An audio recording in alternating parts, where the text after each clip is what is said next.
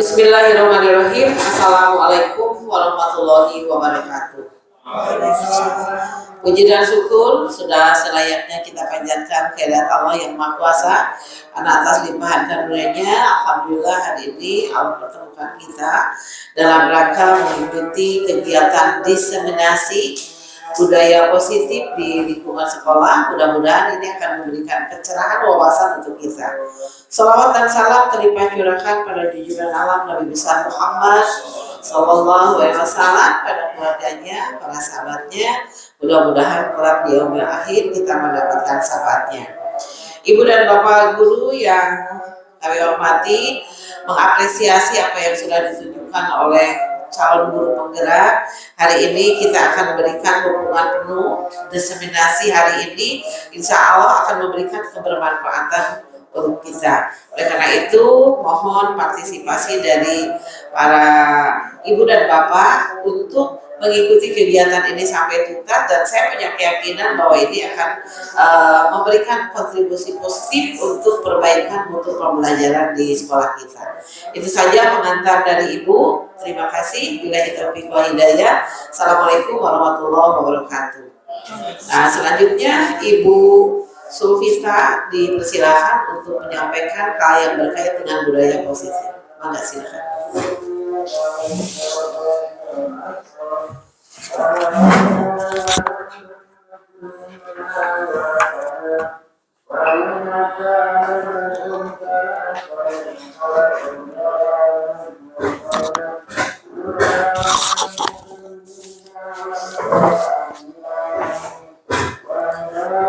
Assalamualaikum warahmatullahi wabarakatuh. Selamat pagi, salam sejahtera bagi kita semua. Alhamdulillah, puji syukur kita panjatkan kehadirat Allah Subhanahu wa Ta'ala atas nikmat yang diberikan sehingga kita bisa berkumpul dalam acara diseminasi budaya positif yang akan saya laksanakan hari ini. Sebelumnya, yang terhormat Ibu Kepala SMA Negeri 2 Banjarsari, yang terhormat Bapak Wakasek SMA Negeri 2 Banjarsari, serta Bapak Ibu Hebat SMA Negeri 2 Banjarsari. Sebelumnya saya ucapkan terima kasih kepada Ibu Kepala SMA Negeri 2 Banjarsari yang selalu mendukung saya, memotivasi, dan memberikan kesempatan untuk saya untuk bisa berbicara di sini, menyampaikan diseminasi tentang budaya positif yang akan dilaksanakan di SMA Negeri 2 Banjarsari. Bapak Ibu Hebat SMA Negeri 2 Banjarsari, diseminasi ini adalah salah satu rangkaian kegiatan dalam dalam pelatihan calon guru penggerak yang saya ikuti. Dalam guru penggerak atau pendidikan guru penggerak, saya meminta dukungannya dan saya meminta peran serta Bapak Ibu guru hebat semua untuk bisa bekerja sama, bisa berkolaborasi dalam bisa meningkatkan dan mewujudkan visi misi sekolah kita. Saya di sini tidak bermaksud untuk menggurui. Pastinya Bapak Ibu guru semua mempunyai ilmu yang lebih daripada saya. Di sini saya hanya sharing dan semoga saya mendapatkan umpan balik dan penguatan dari Bapak Ibu semua untuk bisa melaksanakan diseminasi budaya positif di sekolah. Sebelumnya, untuk mengawali pagi hari ini, untuk menambah semangat pagi hari ini, saya akan melakukan ice breaking bersama Ibu Guru Hebat SMA Negeri 2 Banjarsari semua. Jadi saya mohon untuk berperan dalam ice breaking ini. Saya akan melakukan ice breakingnya seperti ini Bapak Ibu. Saya minta Bapak Ibu untuk menyebutkan nama-nama hewan. Seperti itu. Nama-nama hewan, misalkan, tapi nanti saling lempar ya Bapak Ibu. Misalkan seperti ini. Lempar pertanyaan. Bukan lempar pertanyaan, lempar jawaban Pak. Jadi misalkan saya menyebutkan yang pertama, saya tunjuk misalnya Pak Hamdan gajah, maka Pak Hamdan harus menyebutkan hewan yang berawalan dengan kata H. Jadi untuk yang belakang. Nanti misalnya Pak Hamdan menyebutkan H hamster, maka orang berikutnya harus menyebutkan hewan yang berawalan dengan huruf R. Seperti itu ya Bapak Ibu, siap? Ya. Untuk menambah semangat kita biar lebih konsentrasi, dimulai dari Pak Toyib, ular. Silahkan dilempar ke temannya. Siapa yang mau? Ayam. Ayam. Silahkan Pak Haji. Ayam, iya betul. Ayam.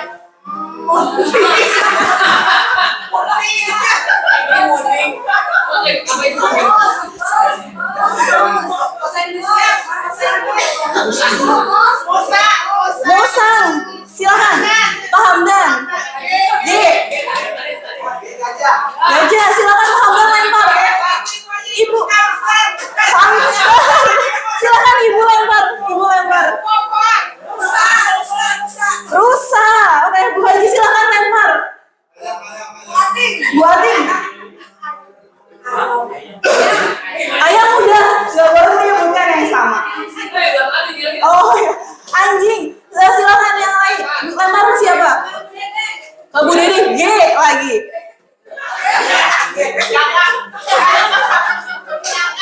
Gagak. Oke, silakan Bu Dede. Dilempar ke siapa temannya? Bu Dewi. K. Lempar. Kucing. Boleh. Silakan lempar ke siapa Bu Dewi? Bu Indah. Silakan Bu Indah. Garuda. Boleh. Silakan Bu Indah. Silakan lempar ke siapa? Yang belakang, yang paling belakang belum? Pak Galan. Anak ayam. Pak Eris. Aja.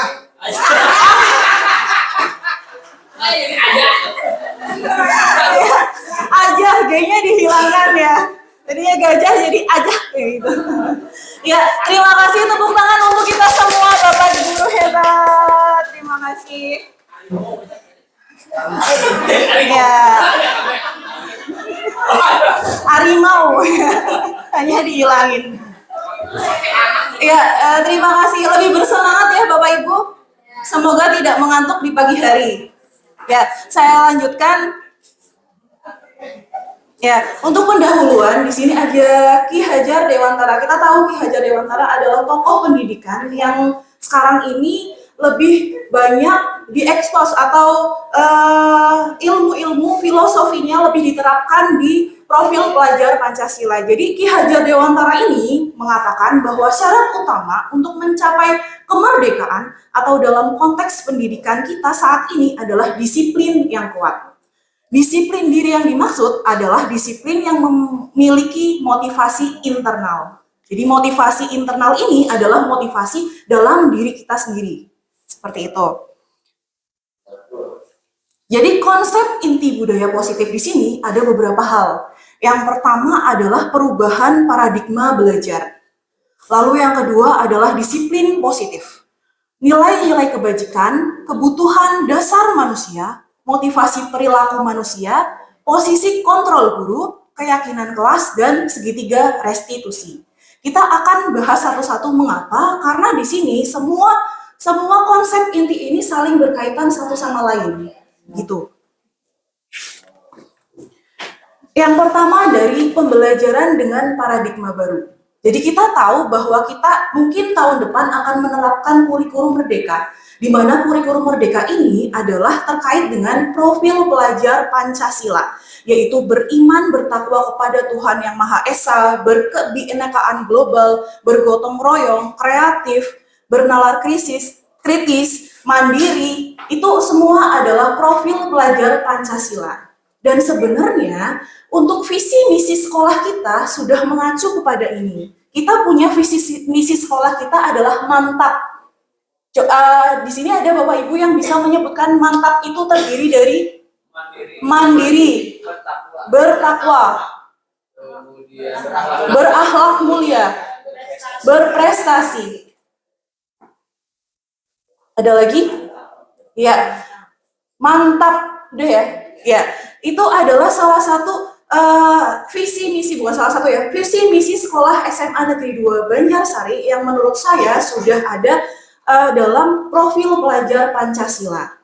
Jadi bagaimana budaya positif ini sudah ada di sekolah, berkembang menjadi karakter semua warga sekolah. Bagaimana pendidik menumbuh kembangkan budaya positif dalam mewujudkan karakter profil pelajar Pancasila, dan bagaimana menerapkan disiplin restitusi di posisi monitor dan manajer sehingga lingkungan yang positif, aman dan nyaman dapat terwujud.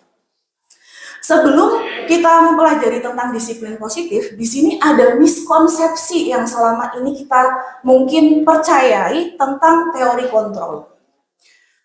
Miskonsepsi yang pertama adalah ilusi bahwa guru itu bisa mengontrol murid. Itu yang pertama.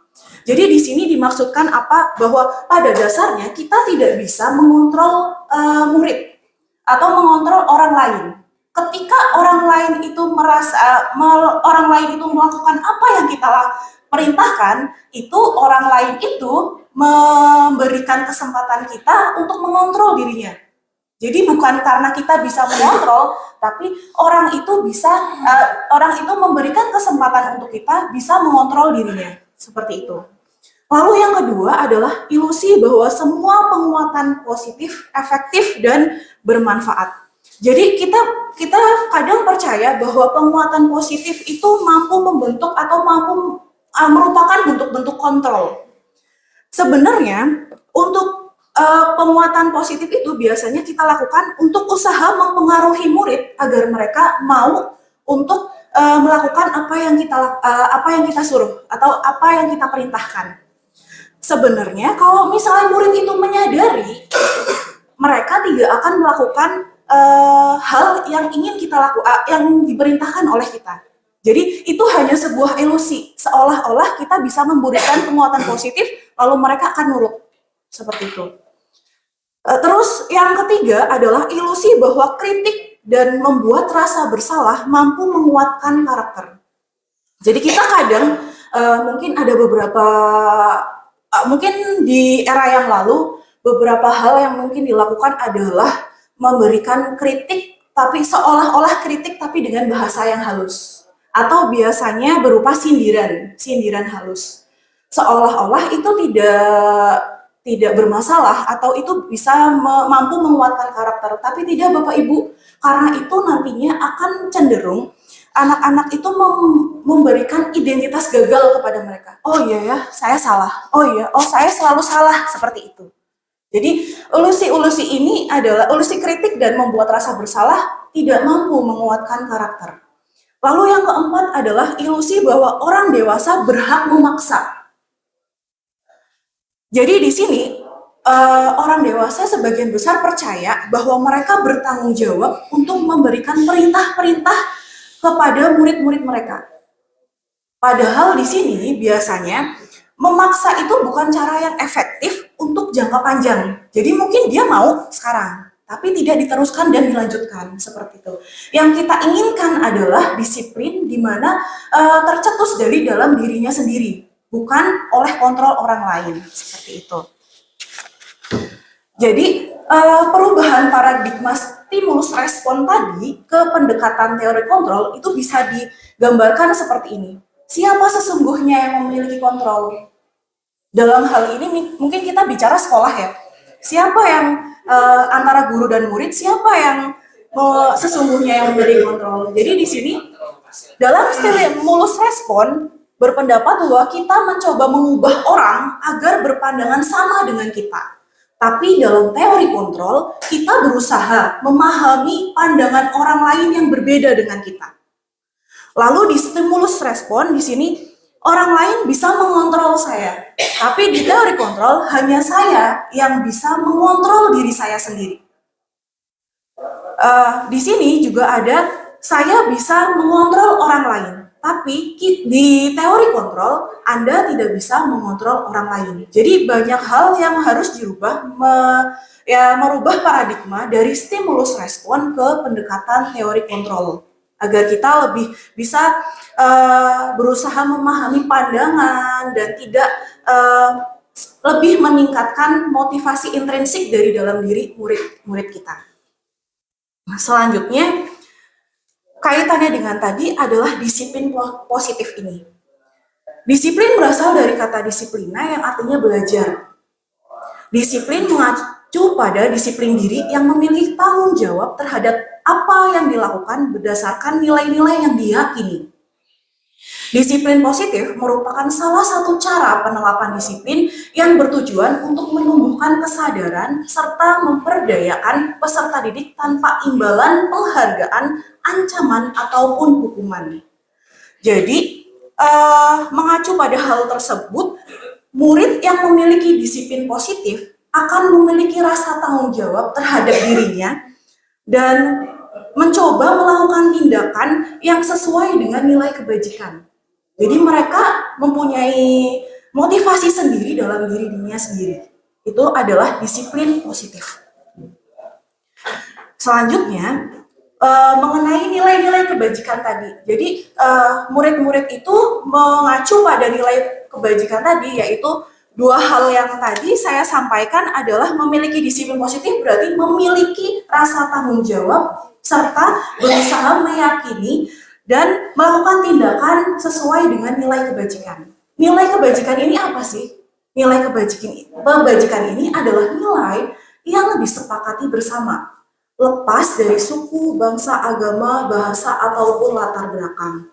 Contoh di sini adalah nilai kebajikan institusi atau organisasi. Kita mempunyai profil pelajar Pancasila yang sebenarnya sudah terangkum dalam visi sekolah kita, yaitu beriman dan bertakwa kepada Tuhan Yang Maha Esa, berakhlak mulia, berkebinekaan global, gotong royong, mandiri, kreatif, dan bernalar kritis.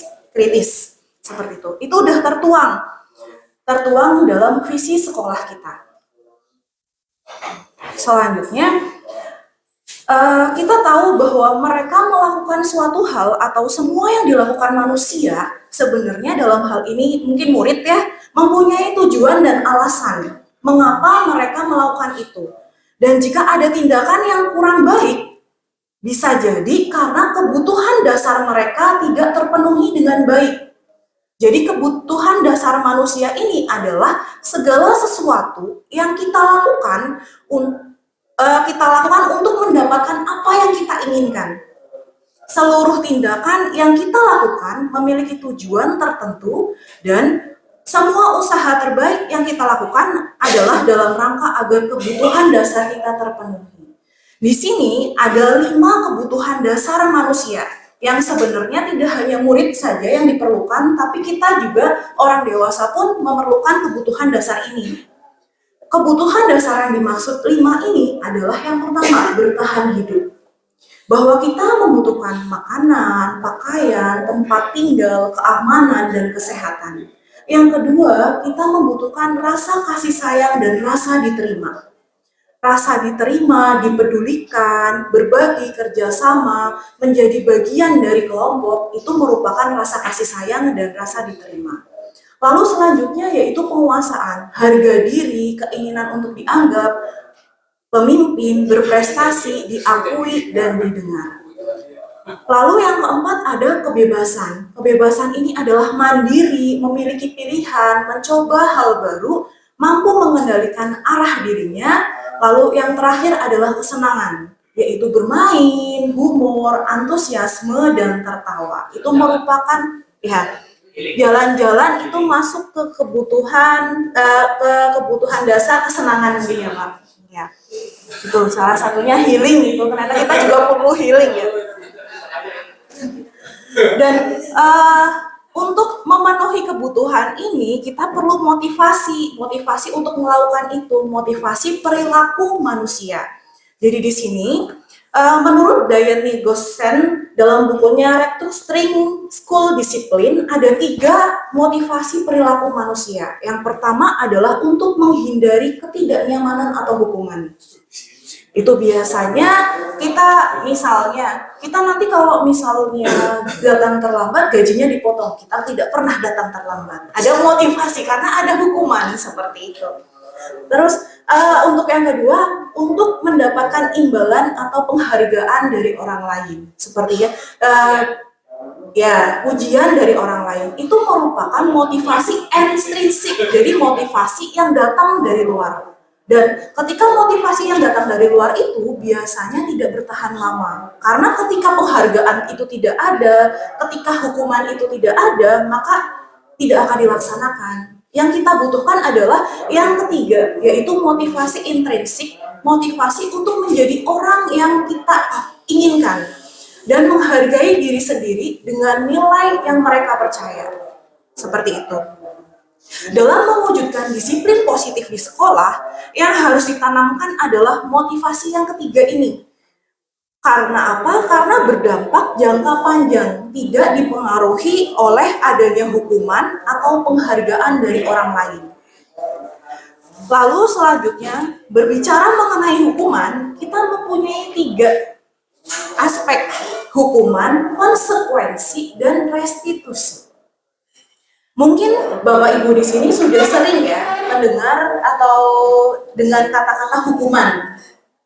Dan hukuman ini biasanya konsepnya secara tidak terencana atau tiba-tiba. Contohnya misalnya ada anak datang terlambat. Oke, kamu terlambat hari ini push up, padahal tidak ada aturannya. Biasanya hukuman ada seperti itu. Jadi tidak terencana. Murid tidak tahu apa yang akan terjadi, tidak dilibatkan dalam membentuk hukuman itu. Jadi tidak ada kolaborasi. Dan biasanya bersifat satu arah. Dan biasanya berupa hukuman fisik atau psikis. Lalu yang kedua adalah konsekuensi. Di konsekuensi ini biasanya lebih terencana dan disepakati sesuai peraturan. Jadi udah ada deal or no deal di awal.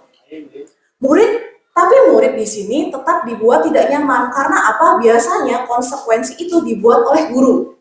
Kamu kalau misalnya datang terlambat, berarti konsekuensinya harus membersihkan musola seperti itu. Itu konsekuensi. Sikap guru selalu memonitor murid. Maksudnya apa? Kita harus gurunya itu selalu memantau. Oh, kamu terlambat, oh kamu ini. Gitu. Tapi untuk restitusi yang ketiga adalah proses menciptakan kondisi bagi murid untuk memperbaiki kesalahannya. Jadi ketika dia membuat suatu kesalahan, kita mencoba untuk memperbaiki kesalahannya dengan kolaboratif yang mengajarkan murid untuk mencari solusinya sendiri. Jadi berasal dari murid untuk mereka juga. Seperti itu. Dan di sini kaitannya dengan hukuman, konsekuensi, dan restitusi adalah 5 posisi kontrol guru. Jadi kita sebagai guru biasanya punya posisi kontrol. Sebenarnya di kita sendiri, coba Bapak Ibu resapi di manakah posisi kontrol kita. Yang pertama ada penghukum, biasanya fisik atau psikis ya, secara verbal. Dampaknya biasanya kalau kita sering menghukum anak adalah anaknya lebih agresif Bapak Ibu. Mereka lebih berontak. Seperti itu. Lalu yang kedua adalah membuat merasa bersalah. Jadi kita membuat murid menjadi rendah diri atau merasa tidak berharga. Kamu sih bikin salah terus, seperti itu. Lalu ada sebagai teman. Sebagai teman ini sebenarnya bagus, tapi tidak melatih mandiri untuk murid. Jadi mereka tidak mandiri, mereka lebih cenderung bergantung kepada kita. Lalu yang keempat yaitu posisi pemantau. Biasanya pemantau ini menitik beratkan pada hukuman, dapat hukuman atau dapat penghargaan. Jadi selalu memantau, oh kalau dia berangkat berarti nanti dapat hadiah, kalau tidak berangkat nanti dapat hukuman. Jadi ada pemantau, selalu memantau. Dan yang dalam posisi 5 posisi kontrol ini, yang paling baik adalah manajer.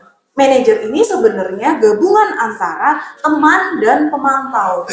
Jadi guru mempersilahkan murid untuk bertanggung jawab. Jadi kita berkomunikasi bagaimana murid itu bisa mencari solusi dan bertanggung jawab atas apa yang mereka lakukan. Di sini saya contohkan untuk posisi kontrol. Kasusnya adalah siswa tidak memakai atribut lengkap saat upacara bendera.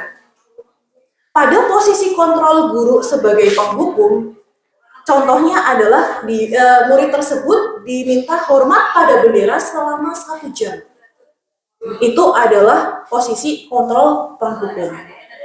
Lalu yang kedua, membuat merasa bersalah. Contohnya adalah berapa kali ibu bilang harus memberitahu kamu kalau kamu selalu aja ngecewain ibu. Itu salah satu membuat mereka merasa bersalah. Yang nantinya membuat mereka lebih rendah diri atau merasa tidak dihargai. Ketika posisi kontrol guru adalah teman, biasanya mereka memanfaatkan kedekatan mereka dengan melakukan, ayo dong ikuti aturan sekolah, tolong bantu ibu ya, sekali ini saja. Ya udah, nggak apa-apa, lain kali jangan seperti ini lagi ya. Jadi posisi kontrol teman ini biasanya murid kurang mandiri untuk bertanggung jawab, seperti itu. Lalu ada posisi kontrol guru sebagai pemantau. Contohnya adalah kamu udah melanggar aturan, kamu tahu konsekuensinya.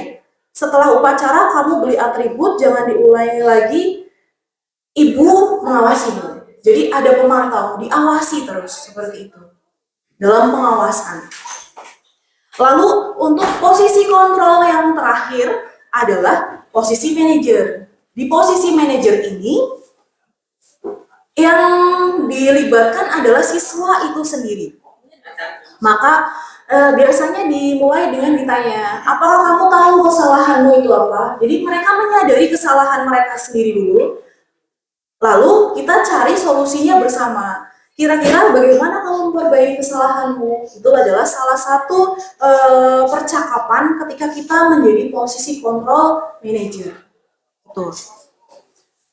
Bapak Ibu, ini ada beberapa posisi kontrol. Menurut Bapak Ibu, posisi kontrol yang pertama, saya kecewa sekali dengan kamu. Tergolong membuat merasa bersalah, betul. Lalu yang kedua, kamu tidak pernah benar melakukannya. Membuat merasa bersalah, betul. Lalu yang ketiga, apa rencanamu untuk menyelesaikan masalah ini? Manajer. Terus yang keempat, ayolah lakukan demi ibu ya, teman. Lalu yang terakhir adalah kamu tidak mendapat nilai jika tidak mengerjakan tugas. Penghukum atau pemantau?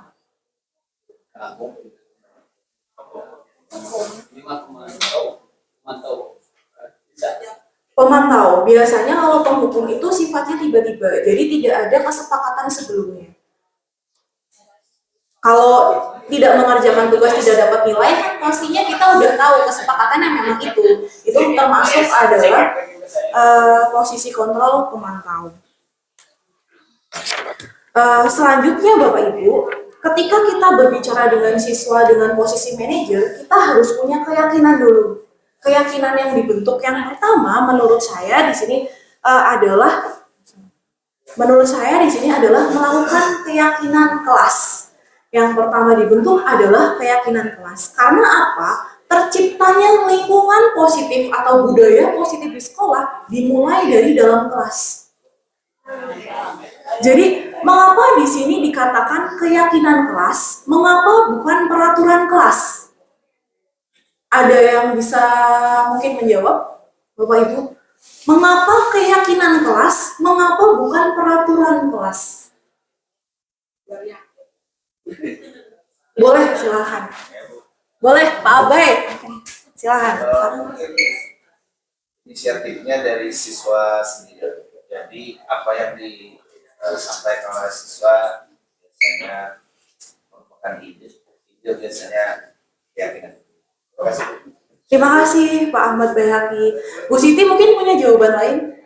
Kalau keyakinan itu kan mungkin munculnya dari diri sendiri, dari diri siswa masing-masing gitu. Kalau peraturan mungkin bisa dari satu siswa terus dibikin di dalam kelas gitu.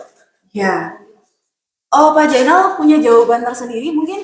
Ya, terima kasih. Kalau keyakinan itu tidak merupakan kesadaran ingin melakukan.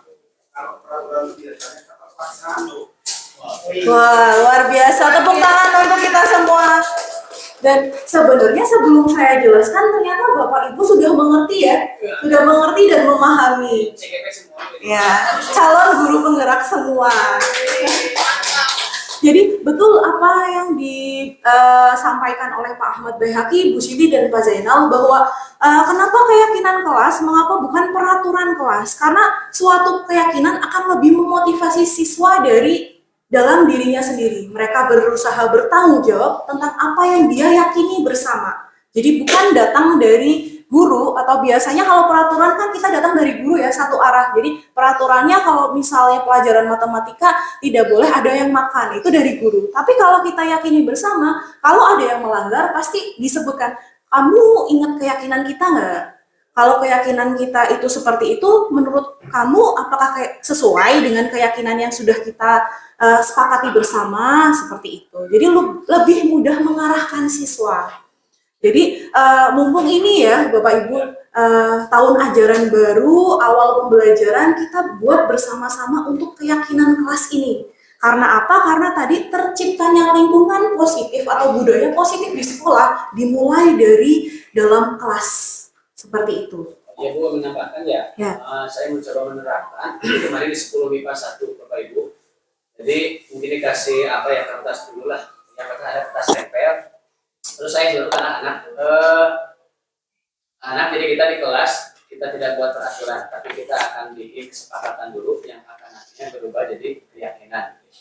So, anak nempel Bapak Ibu, silakan nilai kebajikan atau kebaikan apa yang ingin kalian lakukan di kelas kalian gitu ya. Jadi semua nempel dari 36 siswa itu, kemudian nanti dibaca satu-satu.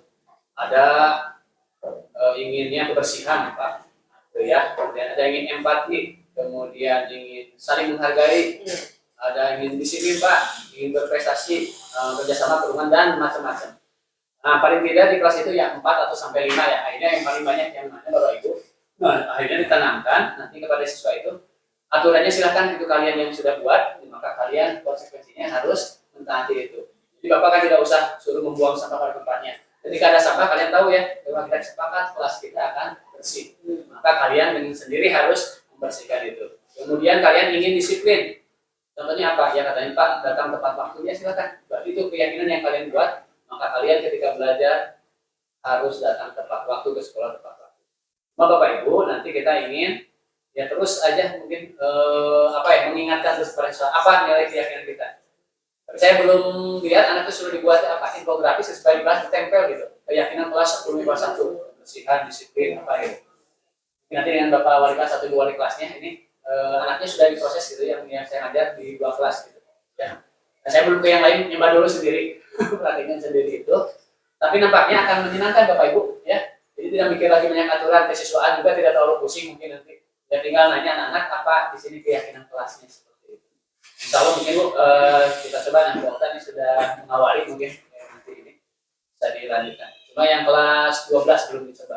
Jadi kalau semua guru mencoba, suruh nulis aja dulu anak-anaknya apa yang dikembangkan di kelas yang mereka tinggali ya seperti itu. Itu Dokter mungkin ya yang sudah saya coba gitu ya. Tapi anak-anak bisa gitu ya, apa saja yang kebaikan itu. Ya, apa ya? Sekira apa yang sudah dicontohkan oleh Pak Haji Budi sebagai model bagaimana membentuk keyakinan kelas, saya kira itu bisa dimodifikasi oleh yang lain karena ini akan memberikan dampak positif untuk internal kelas. Jadi saya kira apa yang sudah disampaikan bisa dimodifikasi, dikembangkan sehingga semua kelas akan memiliki budaya positif, terutama yang berkaitan dengan keyakinan kelas. Terima kasih. Ya, terima kasih Ibu, Pak Haji untuk menambahkan, memberikan penguatan kepada saya dan teman-teman semua mengenai keyakinan kelas ini. Saya lanjutkan, keyakinan kelas ini biasanya bersifat abstrak, berupa pernyataan secara universal, dibuat dalam pernyataan positif, sedikit saja, tidak perlu banyak-banyak ya Bapak Ibu, karena ada hal-hal yang bisa digabungkan jadi satu. Misalnya menghormati teman. Saya juga kemarin sempat menerapkan pembentukan keyakinan kelas ini di kelas 12. Mereka menuliskan, saya ingin teman-teman gak berisik kalau pelajaran. Seperti itu. Itu kita bisa rangkai atau bisa buat pernyataan positif yang mudah diingat. Misalnya menghormati teman. Saling menghormati. Itu aja. Nanti ketika mereka berisik, kita ingatkan lagi sesuai dengan keyakinan saling menghormati enggak kalau berisik seperti itu. Jadi banyak kaitannya. Jadi tidak perlu secara banyak tertulis tidak boleh berisik saat pembelajaran, tidak boleh ngobrol sendiri, tidak usah. Kenapa? Karena mereka punya keyakinan sendiri, keyakinan yang pernyataan positif yang mudah diingat bisa dikaitkan ke situ semuanya. Seperti itu. Disesuaikan dengan kondisi kelas dan sekolah sehingga mudah diterapkan. Dan semua warga sekolah atau warga kelas dilibatkan saat membuat keyakinan kelas. Jadi keterlibatan ini berpengaruh penting Bapak Ibu. Ketika mereka dilibatkan, mereka yakin, maka mereka akan lebih menerapkan, lebih termotivasi untuk menerapkan. Tidak ada paksaan dari kita hanya cukup mengingatkan saja. Seperti itu, idealnya seperti itu. Ya, boleh, silakan. Kalau misalnya dalam pembentukan keyakinan kelas, apakah kita mengharapkan hal positif apa yang harus diyakini? Biasanya seperti bebas aja gitu, versi mereka masing-masing nantinya. Ya, terima kasih pertanyaannya Bu Heni. Jadi pertanyaan dari Bu Heni adalah apakah kita harus mengarahkan anak-anak atau mereka bebas mengutarakan semuanya seperti itu? Kalau misalnya menurut saya kemarin Lokakarya, jadi untuk pembuatan keyakinan kelas itu biasanya dimulai apa sih yang bikin kalian nyaman di kelas? Ditanya itu dulu. Pemantik. Iya, pertanyaan pemantik. Ditanya, apa sih kalian yang bikin nyaman di kelas? Mereka pasti misalnya mereka mengatakan hal-hal yang kurang baik. Misalnya, makan saat pelajaran. Nah, kita bisa diskusikan nih Bu. Jadi diskusikan bersama-sama, apakah hal ini termasuk keyakinan kelas bisa dilaksanakan bersama? Pasti banyak siswa yang menolak, maka kita sisihkan, tidak diyakini. Jadi kita sortir dulu, nanti kalau misalnya yang nyaman apa, ya nanti kita prioritaskan, baru kita gambarkan dalam pernyataan yang positif, yang singkat saja, seperti itu. Ya. Ya, boleh.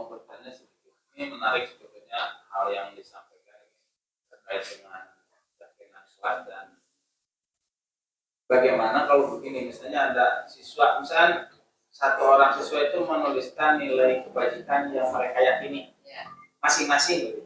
Ya, misalnya ada anak A, anak B, anak C. Nah, setiap anak ini kan mungkin akan memiliki kemungkinan yang berbeda menuliskan keyakinan kebajikannya. Misalnya begini, kelompok anak A menuliskan nilai kebajikannya itu menghormati orang lain. Anak B menuliskan hal yang sama, menghormati orang lain. Anak C misalnya menuliskan hal yang berbeda, misalnya disiplin. Nah, bagaimana jika terjadi, misalnya ketika semua, berarti kan yang dikatakan keyakinan kelas itu berarti ada dua nilai kan?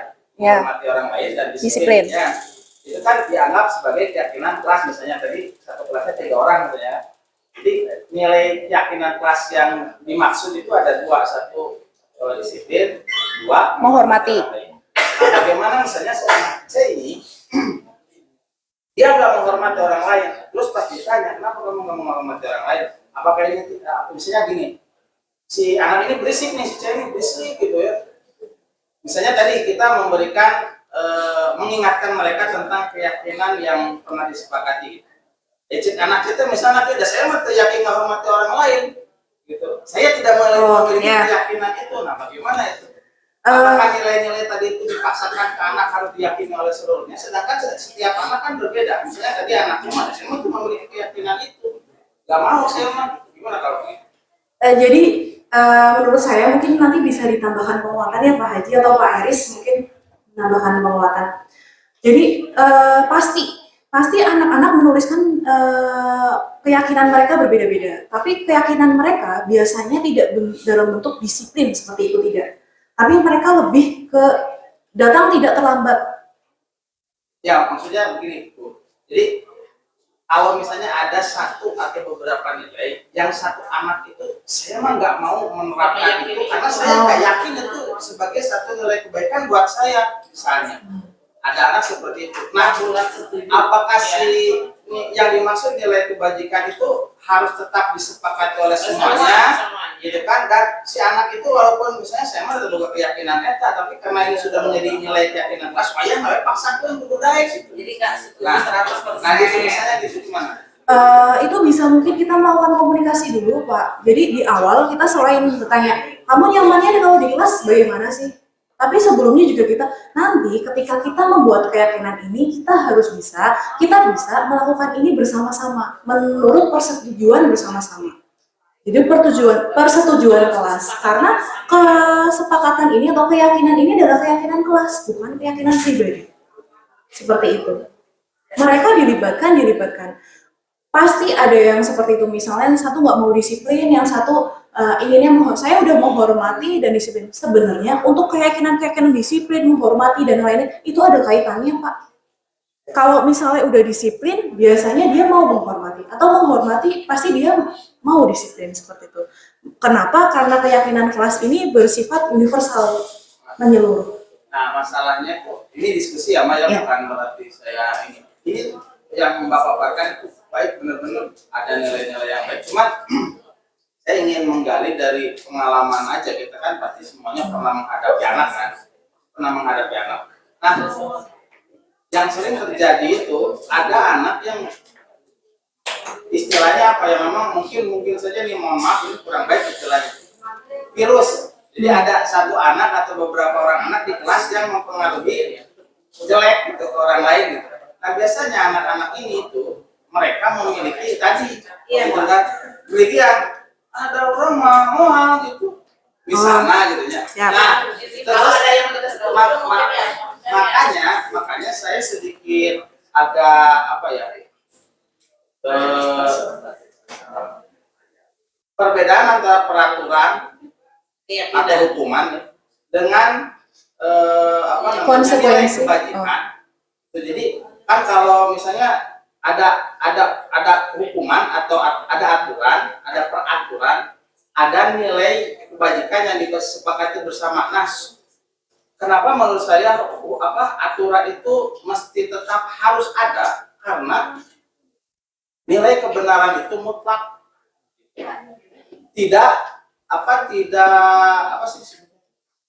bukan kesepakatan, tidak relatif. Kalau misalnya satu nilai kebenaran yang disepakati di kelas dalam tanda petik ya tadi disepakati, berarti mungkin saja itu sifatnya relatif dan dipaksakan menjadi satu nilai yang mutlak kan. Nah, kalau misalnya tadi bukan nggak baik, ini bagus gitu ya. Cuman pada dunia nyata, misal pada dunia nyata ya, kalau misalnya anak ini kita didik selama 3 tahun dengan memahami bahwa tadi nilai-nilai yang disampaikan tadi, merdeka, kemudian apalagi ya tadi itu tidak seolah-olah anu benar teh anu disepakati bebarengan gitu.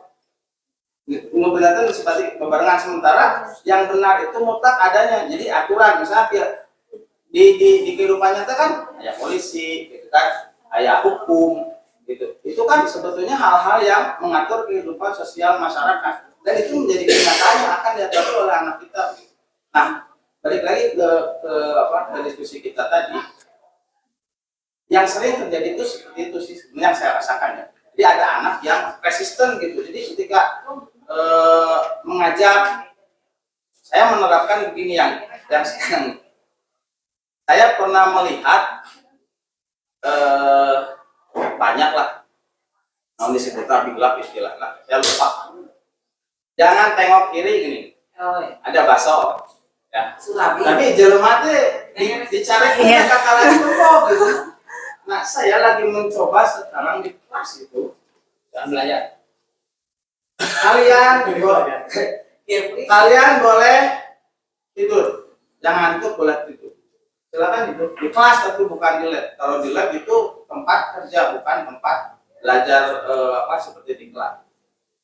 Saya mengamati gitu ya, apakah memang mungkin manusia mah itu mau dicarek teh kalah kak jadi ada sifat apa ya, ada sifat untuk melawan gitu apa yang ditetapkan. Jadi ketika sok tidur nanti tadi tidur Pak gitu itu marakan terkeluar apakah ya ini menarik juga ya. Jadi pertama tadi yang ketika keyakinan tadi ada beberapa orang yang misalnya saya mau tetap aja nggak mau gitu dah ini. Nah apakah si nilai tadi teh harus tetap aja dipaksakan gitu. Jadi ini tuh nilai kebaikan yang harus kita sepakati di kelas ini gitu. Kalau misalnya seperti itu kan berarti sama-sama aja gitu itu pemaksaan. Enggak. Oh iya. Pak Eris mau menambahkan, memberikan penguatan, silakan. Oh iya. Baik, terima kasih atas kesempatannya. Diskusinya sangat menarik ya. Jadi tadi saya juga sempat disinggung dari kuota gitu. Jadi pengalaman pribadi saya barusan Bapak temukan di kelas 43 tentang membuat kesepakatan dan keyakinan kelas gitu kan ya. Dari deskripsi yang tadi diceritakan oleh Pak Hamdan gitu kan ya. Bagaimana jika gitu kan ya kondisinya berandai-andai. Ada anak yang dalam tanda kutip sifatnya itu memang keras kepala dan bebal dan juga dia dapat mempengaruhi orang lain gitu kan ya. Nah di sini kita sebagai guru tetap memandangnya itu menurut saya harus memandang anak tersebut sebagai manusia yang secara kognitif memang belum matang gitu kan ya. Kita lihat sisi positifnya gitu kan ya. Karena memang nanti juga kita harus menguatkan kekuatan si anak tersebut ya. Misalkan anak tersebut memang dalam tanda kutip keras kepala gitu kan ya. Berarti anak tersebut sisi positifnya sudah memiliki keyakinan pada diri sendiri gitu kan ya. Dan juga tadi dalam tanda kutip virus mempengaruhi orang lain. Oh berarti anak ini memiliki secara alamiah sudah memiliki kemampuan mempengaruhi orang lain gitu kan yang menjadi influencer gitu. Nah barangkali juga kita sebagai guru adalah bagaimana juga karena kita kan memandangnya si anak tersebut masih tumbuh dan berkembang. Belum tentu walaupun watak defaultnya seperti itu, namun kita bisa pengaruhi juga dia supaya mengarahkan wataknya itu ke hal yang positif kan ya. Nah, disinilah adanya kesepakatan kelas gitu kan ya. Jadi apakah itu dipaksakan kepada anak tersebut atau tidak gitu kan ya. Jawabannya barangkali yang lebih halus itu anak tersebut kita pengaruhi untuk mengarahkan kekuatan kelebihan dia tersebut ke yang disebut kebijakan kebajikan universal gitu. Kan kemarin saya punya pengalaman gini memberikan pilihan kepada anak. Barangkali ngomong-ngomong anak menolak itu karena dia memiliki dasar kebebasan kan ya. Salah satunya itu yaitu ingin diberikan pilihan gitu kan ya. Saya mau ingin gini, saya mau ingin gitu gitu kan ya. Nah, kemarin saya sempat ada kasus tentang buka sepatu di kelas. Ayo semuanya kelas ini sepakati bersama gitu kan ya. Kelas ini mau buka sepatu atau mau pakai sepatu gitu kan ya. Itu debat tuh. Ada sebagian yang ingin buka sepatu, ada sebagian yang ingin memakai sepatu gitu kan ya. Oke, Bapak tidak akan memutuskan gitu kan ya karena ini keputusan kalian bersama gitu kan ya. Nah, saya kasih waktu beberapa hari kemarin dicoba dulu dua-duanya gitu kan ya. Nah, terus ditanya lagi, coba kalau dibuka sepatu gitu kan ya di kelas apa dampaknya gitu kan ya. Bersih Pak, dulu sesapu itu rajin-rajin ngomel ya betul. Tapi bagaimana kalau pakai sepatu gitu kan ya. Enak kan Pak nggak usah sepatu saya aman gitu kan ya. Biasanya kan langsung disebutkan buka harus gimana. Itu kan ada hal positif negatifnya ya. Nah sekarang saya sepakati bersama mana yang membuat kalian nyaman secara bersama-sama gitu kan ya. Jadi nyamannya itu bukan hanya untuk satu dua orang bukan, tapi bersama-sama gitu kan. Jadi terutama itu di kelas itu jadi kekompakan kelas gitu kan ya, rasa saling gitu ya. Barangkali yang saya tangkap gitu kan ya dari diskusi tadi sepertinya arahnya sih ke sana gitu. Jadi anak yang misalkan kayak gimana pun bagaimanapun mereka itu murid gitu kan ya. Murid kita sebagai guru bisa mengarahkan mereka gitu kan ya ke hal yang lebih baik gitu. Ini bukan memaksakan tapi gimana ya, disebut memaksakan dan dipengaruhi dikit-dikit gitu ya semua. Jadi ke arah yang berbeda. Kali seperti itu. Ya. Ya, terima kasih. Terakhir saja gitu ya. Ini Pak Hamdan memang menarik. Jadi yang pertamanya gini Pak Hamdan.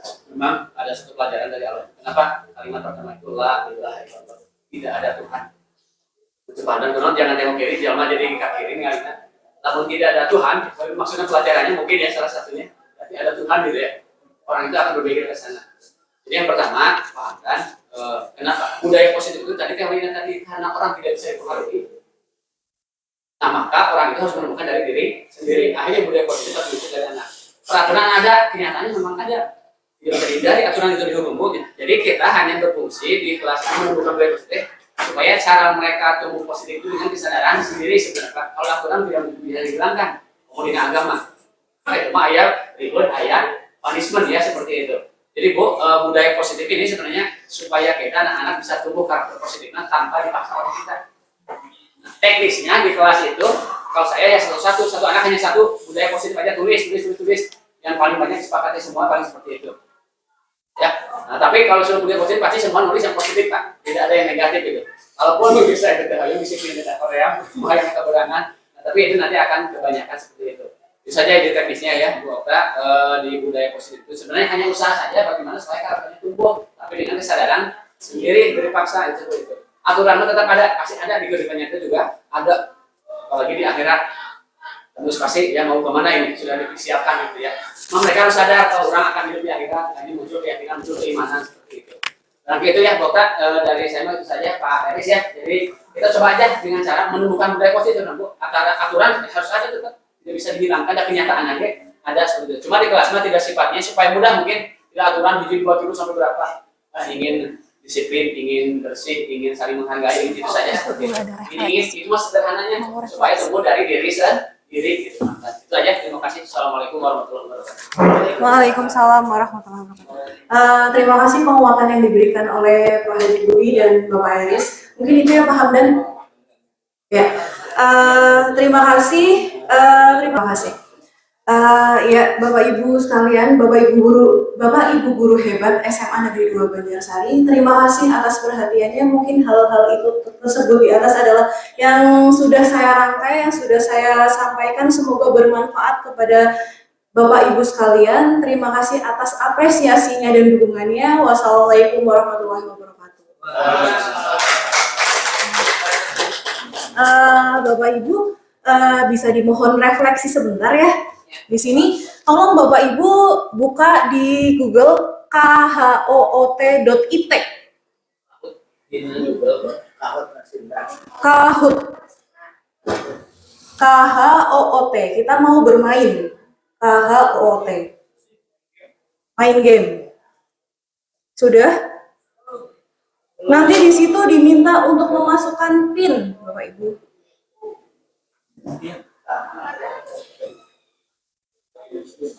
kahoot.it. Bentar Pak, masih loading. Ada diminta PIN?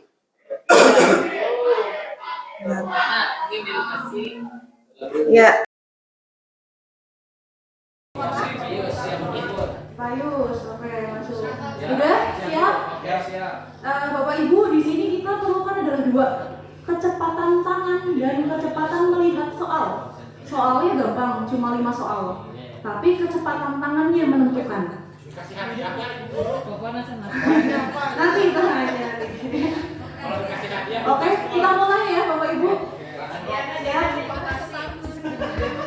Kita mulai start dari sekarang, silahkan. Perhatikan pertanyaannya, nanti menjawabnya dengan ini adalah hukuman, konsekuensi, atau restitusi.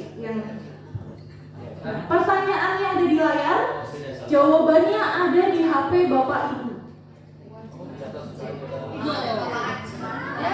Mencatat 100 kali di dalam buku kalimat "saya tidak akan terlambat lagi" karena terlambat ke sekolah. Soalnya di sebelah sini, jawabannya di HP Bapak Ibu semua. Ya, yang merah itu hukuman. Ya, waktunya habis. Siap. Lanjut ya. Nah, siapakah juaranya? Juaranya adalah Bu Ating. Lanjut ke pertanyaan yang kedua. Tenang, Bu Ating masih bisa dikalahkan kalau nanti salah jawabannya dan tidak cepat. Lari mengelilingi lapangan basket 2 kali karena terlambat hadir ke sekolah. Merupakan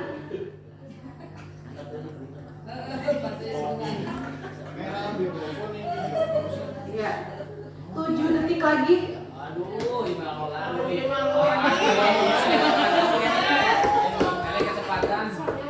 Ya, jawabannya adalah hukuman.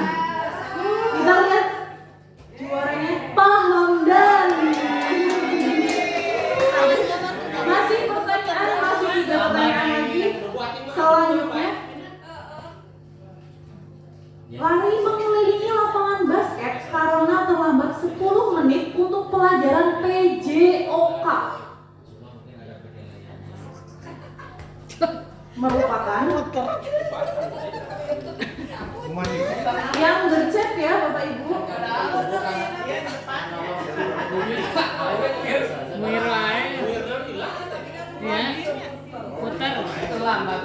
Ini merupakan konsekuensi. Kenapa bukan hukuman? Karena pelajarannya adalah PJOK. Hubungannya adalah lari. Maka itu adalah konsekuensi. Kalau misalnya lari keliling lapangan karena pelajaran matematika, itu baru hukuman. Karena tidak ada hubungan. Ya, siapakah? Apakah Pak Hamdan? Wah, Pak Hamdan disusul oleh Pak Eri. Bu Dewi naik terus, Bu Dewi.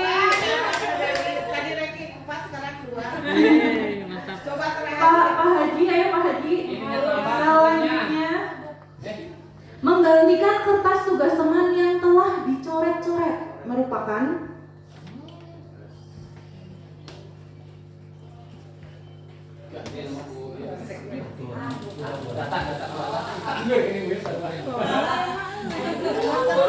karena menggunakan diisi yang sama mungkin ya Bapak Ibu.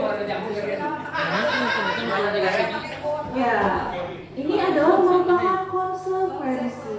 Salah. Siapa yang benar? Pak Eri, Pak Haji Budi naik ke atas. Bu Ating, ayo Bu Ating, jangan mau dilawan. Pertanyaan terakhir. Pertanyaan terakhir Bapak Ibu, silakan. Pak Jenal kayaknya namanya belum terdata.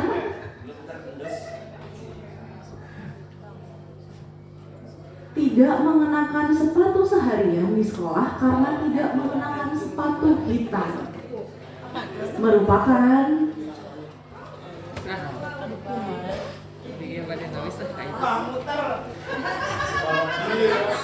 ya, merupakan hukuman.